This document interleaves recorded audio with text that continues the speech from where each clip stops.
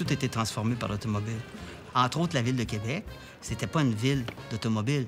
C'était une ville de charrettes, de rues étroites. C'est une ville à l'européenne avec des fortifications qu'on peut voir en Europe. Donc, c'est évident que ça va être, entre guillemets, un traumatisme, l'arrivée de l'automobile dans la ville, parce que ça va changer complètement les règles du jeu.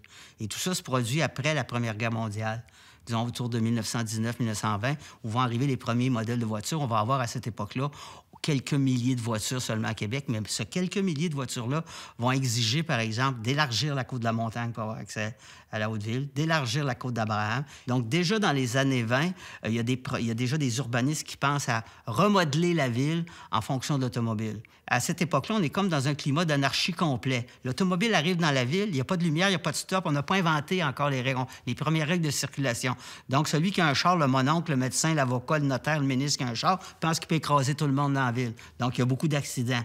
Il y a le cheval, il y a la charrette, il y a le piéton. Mélanger ça tout ensemble dans une ville où il n'y a pas d'asphalte partout, ça nous donne une belle recette où il y avait effectivement les premiers accidents, les premiers morts. Donc, c'est comme à ce moment-là qu'il va y avoir une mutation de la ville. La ville va se transformer parce qu'elle va de plus en plus se mettre, dans le fond, à faire de l'automobile la meilleure façon de se déplacer dans la ville.